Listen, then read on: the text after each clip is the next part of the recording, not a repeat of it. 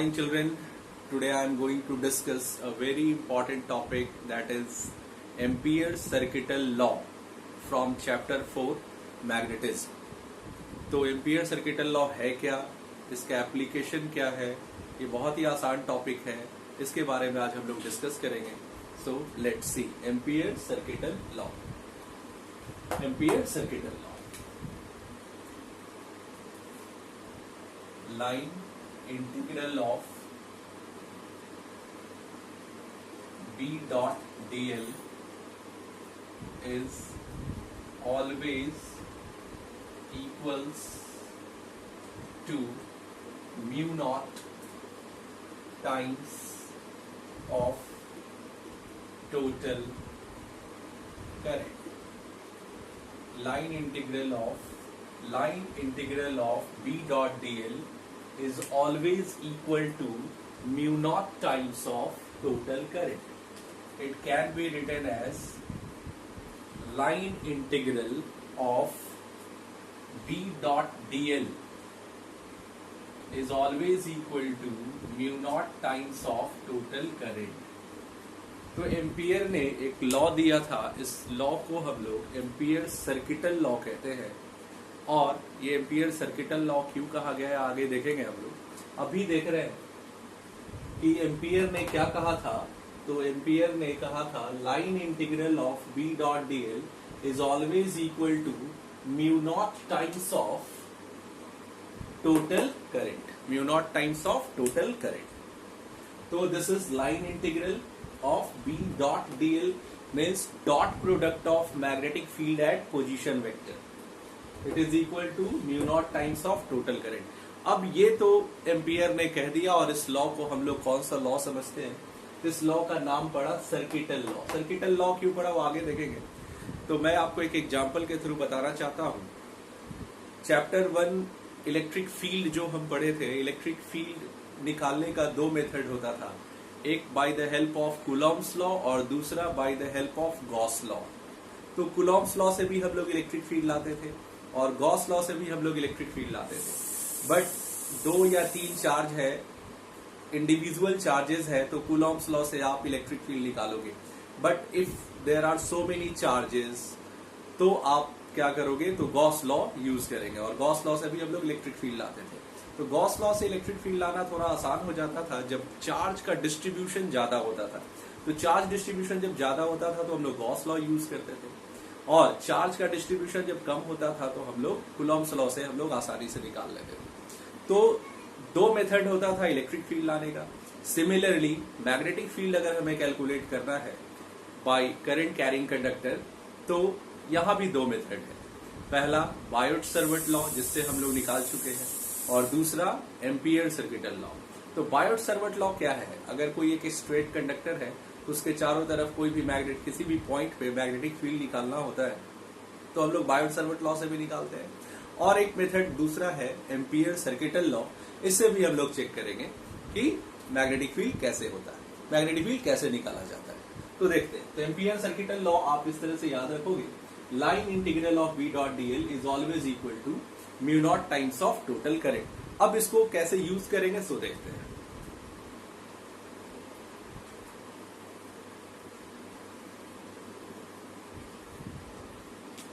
Suppose a cross current that is I1. I1 क्या है, inward. I1 एक current है जो किधर है, अंदर की तरफ. ये इनवर्ड करंट है. It's a long current carrying conductor, ठीक है. और इसमें करंट कितना है, I1. ये डॉट करंट है. डॉट मीन्स बाहर की तरफ, यानी ये भी एक स्ट्रेट कंडक्टर है लेकिन करंट किधर है, बाहर की तरफ है, ठीक है. ये क्रॉस I3 है, ये भी एक कंडक्टर है लेकिन इसमें करंट किधर है, अंदर की तरफ है. ये I4 है, इसमें करंट किधर है, तो इसमें भी करंट अंदर की तरफ है. ये I5 है, इसमें करंट किधर है, बाहर की तरफ. क्योंकि डॉट अगर कुछ भी है तो डॉट मीन्स होता है आउटवर्ड और क्रॉस मीन्स होता है इनवर्ड. तो क्रॉस कौन कौन है, तो I1, I4 एंड I3. तो these three are inward current, यानी ये बोर्ड के अंदर जा रहा है. I2 एंड I5 बाहर की तरफ है. तो इन सारे करंट के कारण अगर मैग्नेटिक फील्ड कहेगा निकालने के लिए, suppose a point P where we have to find the magnetic field. एक पॉइंट P है जहां हमें मैग्नेटिक फील्ड निकालना है बाय ऑल दीज करंट्स। तो कोई एक करंट होता तो बायोट-सावर्ट लॉ से हम कर सकते थे, दो करंट होता तो भी निकाला जा सकता था। तो नंबर ऑफ करंट ज्यादा होता जाएगा तो बायोट-सावर्ट लॉ से थोड़ा डिफिकल्ट होगा निकालना। तो कौन से लॉ की जरूरत पड़ेगी? That is ampere circuital law.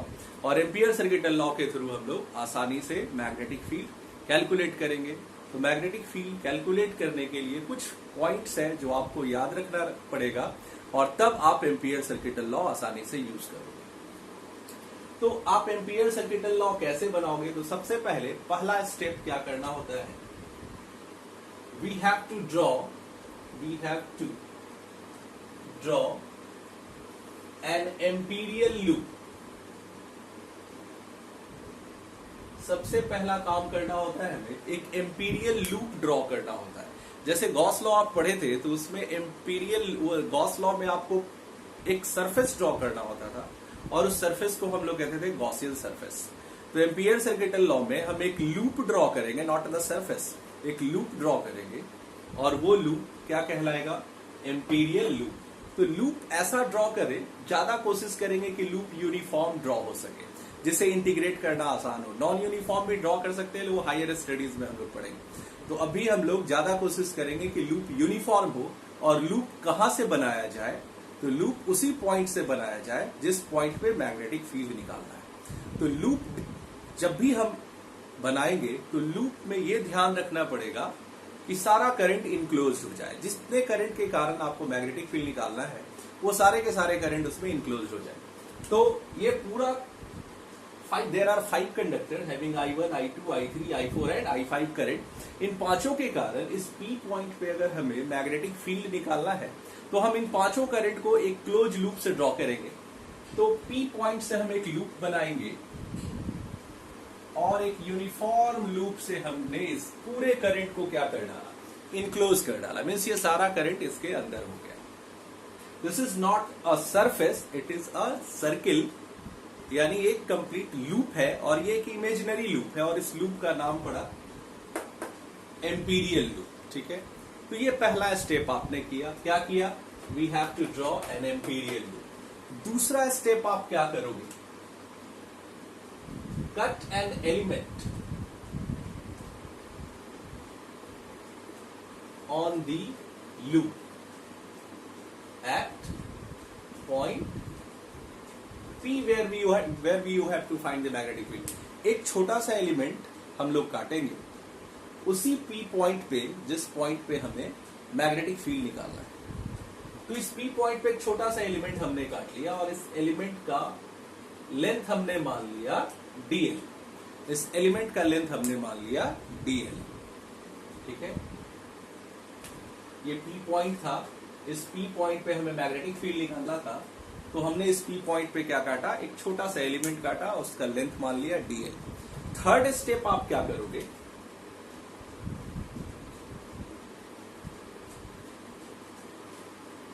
assign the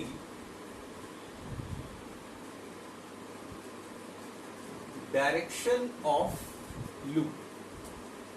third step में हमें लूप का डायरेक्शन असाइन करना है। तो डायरेक्शन आपको करंट का नहीं, लूप का असाइन करना है। तो या तो आप क्लॉकवाइज असाइन करोगे या एंटी क्लॉकवाइज असाइन करोगे, दो ही डायरेक्शन आप ले सकते हो।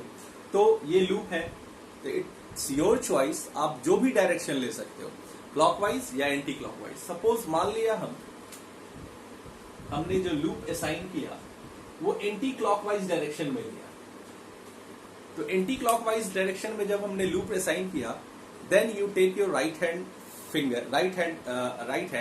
And curl your forefinger towards the loop. तो ये एंटी क्लॉकवाइज डायरेक्शन है and your thumb indicates outward. It means the dot currents are positive and cross currents are negative. तो डायरेक्शन अगर आप लूप का लेते हो तो ये आपको एक पॉजिटिव सेंस देता है करंट का। सपोज अगर हम लूप का डायरेक्शन क्लॉकवाइज लेते तो राइट हैंड को ऐसे घुमाते तो थंब किधर आता? अंदर की तरफ। तो थंब अंदर की तरफ आता तो अंदर जाता हुआ जितना करंट था वो पॉजिटिव हो जाता और बाहर आता हुआ करंट नेगेटिव हो जाता। लेकिन हमने जो लूप लिया वो कैसा लिया? एंटी क्लॉकवाइज लूप लिया। ये हमने डिसाइड किया, एंटी क्लॉकवाइज हमने लूप लिया। तो एंटी क्लॉकवाइज जब हम राइट हैंड को मोड़ेंगे तो थंब किधर आ रहा है, आउटवर्ड। तो आउटवर्ड जो भी करंट होगा वो पॉजिटिव होगा और इनवर्ड जो होगा वो नेगेटिव होगा। तो पॉजिटिव करंट कौन कौन है आपका, I5 एंड I2। बाकी सारा करंट क्या है, तो बाकी सारा करंट नेगेटिव है, ठीक है। तो सबसे पहला काम हमने क्या किया, एम्पीरियल लूप ड्रॉ किया। दूसरा हमने उस लूप पे एक छोटा सा एलिमेंट काटा। तीसरा हमने क्या किया, तो लूप का डायरेक्शन इंडिकेट किया। अब देखो लूप के डायरेक्शन को असाइन करने से दो फायदा होता है। एक फायदा होता है कि हम पॉजिटिव करंट और नेगेटिव करंट डिसाइड कर लेते हैं। दूसरा फायदा ये होता है कि एलिमेंट जो है उसका डायरेक्शन पता चल जाता है। तो जब एंटी क्लॉकवाइज हमने लिया तो यहां से हम टेंजेंट ड्रॉ कर देंगे, तो this is the direction of element of the loop, यानी लूप का जो ये एलिमेंट हमने काटा उसका डायरेक्शन किधर हो गया, इस तरफ, बाय ड्रॉइंग अ टेंजेंट, ठीक है। तो लूप का डायरेक्शन अगर हम क्लॉकवाइज लेते तो एलिमेंट का डायरेक्शन किधर हो जाता, नीचे, और अभी किधर, इस तरफ। तो ये सारा काम हो गया। तो लूप के डायरेक्शन से दो फायदा हुआ, करंट पॉजिटिव नेगेटिव पता चले, दूसरा पता चलता है कि एलिमेंट का डायरेक्शन किधर है, ठीक है। ये सारा काम हो गया। चौथा पॉइंट जो लास्ट है, let the angle between magnetic field and DL element be theta. अब हम लोग मैग्नेटिक फील्ड कंसीडर करते हैं इस पी पॉइंट पे। कोई भी डायरेक्शन आप मान लो इस पी पॉइंट पे मैग्नेटिक फील्ड का, क्योंकि अभी आप नहीं जान रहे हो कि इन सारे करंट के कारण इस पी पॉइंट पे मैग्नेटिक फील्ड कितना होगा और किधर होगा, तो नहीं पता। तो हम मान लेते हैं किसी तरफ होगा मैग्नेटिक फील्ड। तो हमने मान लिया कि मैग्नेटिक फील्ड इस तरफ है सपोज, और एलिमेंट से वो कितना एंगल बना रहा है, तो थीटा एंगल बना रहा है। तो this is the total magnetic field which is making an angle theta with the element, ठीक है। तो फोर्थ पॉइंट आप क्या करोगे, let the angle between magnetic field and element be theta. ऐसा काम हम लोग कर लिए, ठीक है। तो ये 4 स्टेप आपको फिर से रिवाइज करा देता हूं। पहला स्टेप क्या था, तो करंट को आप एक इमेजिनरी लूप से कवर करना है, इनक्लोज करना है, तो लूप यूनिफॉर्म होना चाहिए। तो लूप हमने ले लिया कहां से, उसी पॉइंट से जिस पॉइंट से मैग्नेटिक फील्ड निकाला। फिर उस लूप पे हमने एक छोटा सा एलिमेंट काटा, ठीक है। फिर उस लूप का डायरेक्शन इंडिकेट किया। डायरेक्शन इंडिकेट करने से दो फायदा हुआ, पॉजिटिव और नेगेटिव करंट मिल गया और एलिमेंट का डायरेक्शन मिल गया। फोर्थ में हमने क्या किया कि हमने मैग्नेटिक फील्ड का डायरेक्शन डिसाइड किया, कोई भी डायरेक्शन डिसाइड किया और मान लिया कि मैग्नेटिक फील्ड और एलिमेंट के बीच थीटा एंगल बन रहा है, ठीक है। Now apply ampere circuital law.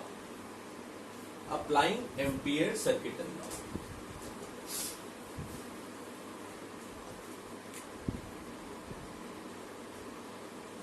Applying AC law, Ampere circuital law. Line integral of B dot dl is equal to mu naught times of total current. Mu naught times of total current, ये था Ampere circuital law, ठीक है। अब आगे देखते हैं। तो dot हटेगा तो क्या पड़ेगा, cos थीटा या sin थीटा, तो डॉट प्रोडक्ट cos थीटा।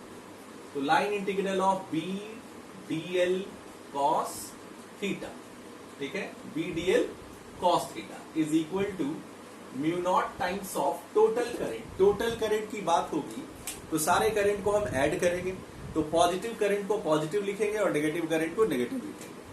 तो इस डायरेक्शन में हमने लूप कंसीडर किया था एंटी क्लॉकवाइज, तो राइट हैंड थंब हमारा ऊपर की तरफ आ रहा है, यानी I2 और I5 पॉजिटिव करंट हो गया क्योंकि ये भी ऊपर की तरफ है। तो I2 प्लस I5 और बाकी जितना है I1, I3 एंड I4, ये दिख रहा होगा आपको, ये भीतर की तरफ है यानी अंदर की तरफ है। तो बाहर वाला करंट आपको पॉजिटिव है और अंदर वाला करंट नेगेटिव है। लेकिन आपको सारे करंट को क्या करना है, टोटल करना है। तो आप ऐड करोगे, plus minus I1 plus minus I3 plus minus I4, तो this is the total current. तो इस तरह से हम लोग mu naught times of total current लिख दिए, ठीक है। अब ये हुआ एम्पियर सर्किटल लॉ। और अब आप देखो मैग्नेटिक फील्ड अगर यूनिफॉर्म है तो मैग्नेटिक फील्ड बाहर चला जाएगा। इंटीग्रेट कौन होगा? तो एलिमेंट इंटीग्रेट होगा। इसका रेडियस अगर आपको पता है तो 0 से 2 पाई आर आप इंटीग्रेट कर दोगे। तो इस तरह से हम लोग एम्पियर सर्किटल लॉ यूज करेंगे। अब हमारे पास क्वेश्चन ये है कि एम्पियर साहब ने कह दिया कि Ampere circuital law line integral of B dot DL is equal to mu naught times of total current होता है, तो हमें मान लेना चाहिए कि होता है। लेकिन अगर हम इसे प्रूफ कर ले तो ज्यादा बेटर होगा कि क्यों एम्पियर ने ऐसा कहा था। तो बायोट-सावर्ट लॉ से भी आप मैग्नेटिक फील्ड निकाल सकते हो, एम्पियर सर्किटल लॉ से भी आप मैग्नेटिक फील्ड कैलकुलेट कर सकते हो, यहां से बी का वैल्यू आप निकाल सकते हो, ठीक है। तो ऐसा करके हमें मैग्नेटिक फील्ड का वैल्यू निकल जाएगा। तो एम्पियर सर्किटल लॉ से भी मैग्नेटिक फील्ड का वैल्यू निकलता है, बायोट-सावर्ट लॉ से भी निकलता है। तो अगर हम एम्पियर सर्किटल लॉ से बायोट-सावर्ट लॉ को प्रूफ कर देते हैं तो हम कह सकते हैं कि एम्पियर सर्किटल लॉ सही। तो देखते हैं proof of Biot Savart law by the help of Ampere circuital law.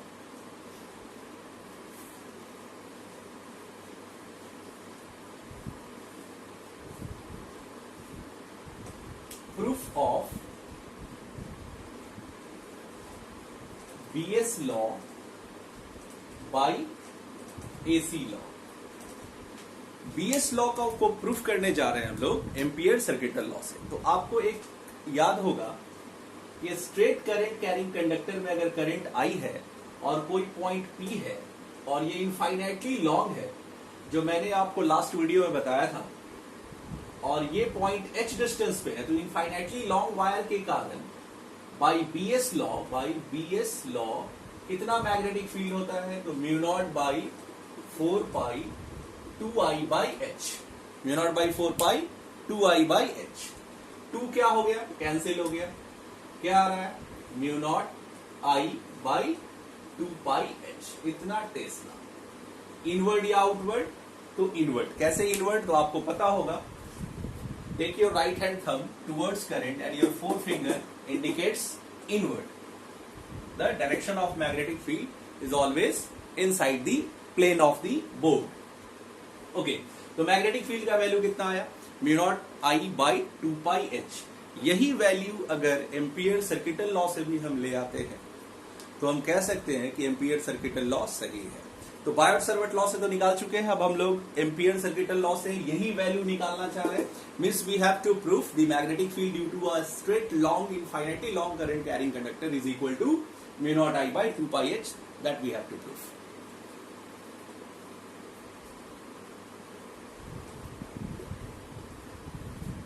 by AC law. Suppose this is an infinitely long conductor, बहुत ही बड़ा कंडक्टर है, ये प्लस इंफिनिटी तक जा रहा है और ये minus infinity. It is having I current. तो एम्पियर ने क्या कहा था कि सबसे पहले आपको करंट को घेर लेना है, इनक्लोज करना है बाय एम्पीरियल लूप। तो यहाँ एक पी पॉइंट है जहां हमें मैग्नेटिक फील्ड निकालना है। तो इस पी पॉइंट से हम एक ऐसा लूप लेंगे जो इस करंट को इनक्लोज करे। तो ये लूप हमने कंसीडर किया और ये करंट को लग रहा है कि चारों तरफ से ऐसे घेर दिया।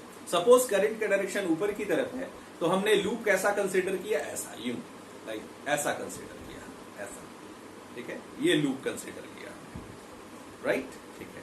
तो करंट का डायरेक्शन ऐसे है, ठीक है। तो लूप हमने कैसे कंसीडर किया? ऐसे, यूं, ठीक है। तो सेकंड पॉइंट आप क्या करोगे? यहां एक एलिमेंट काटोगे डीएल। तो एक एलिमेंट हमने क्या काटा? उसका लेंथ ले लिया डीएल, ठीक है।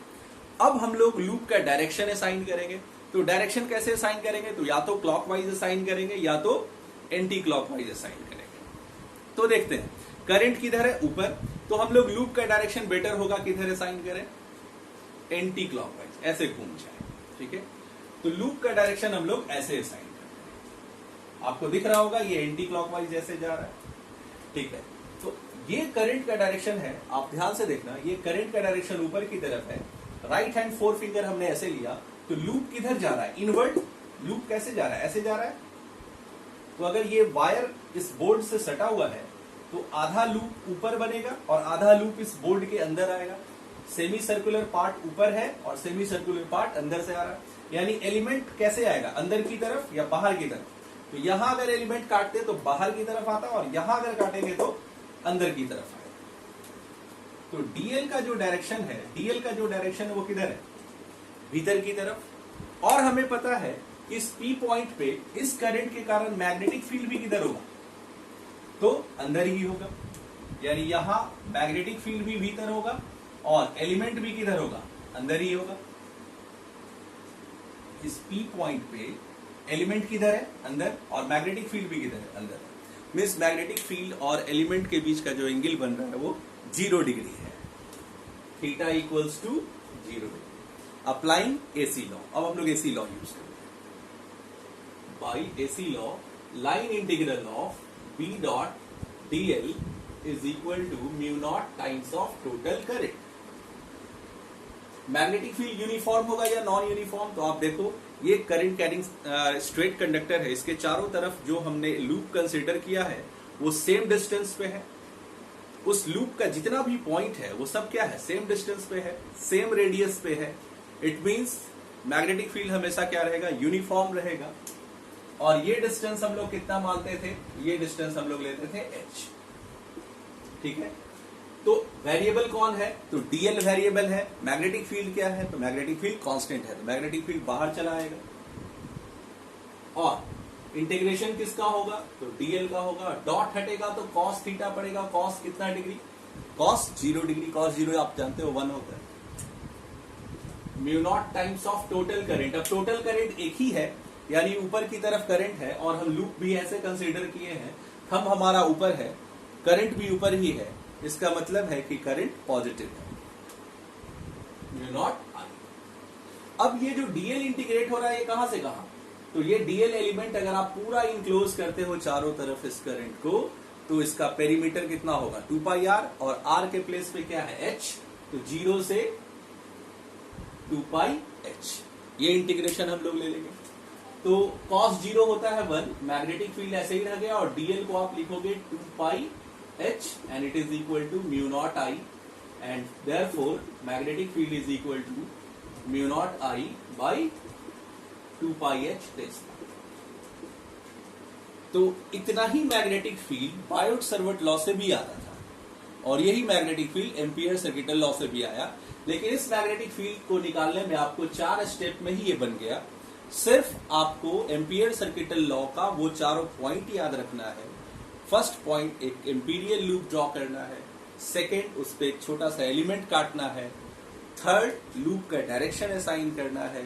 और फिर मैग्नेटिक फील्ड और एलिमेंट के बीच का एंगल डिसाइड करना है, जो कि इस एग्जाम्पल में 0 डिग्री है। फिर एम्पियर सर्किटल लॉ यूज किया हमने, and we get the same result as that we get in from Biot Savart law, जैसे हम लोग बायोट सर्वट लॉ से बातें होगी। तो ये हुआ एम्पियर सर्किटल लॉ। तो आप कह सकते हो कि एम्पियर सर्किटल लॉ सही है, क्योंकि इससे भी उतना ही रिजल्ट आ रहा है जितना आता था बायोट सर्वट लॉ से। तो एम्पियर साहब का कहना कि line integral of B dot DL is equal to mu naught times of total current, it's correct, ठीक है।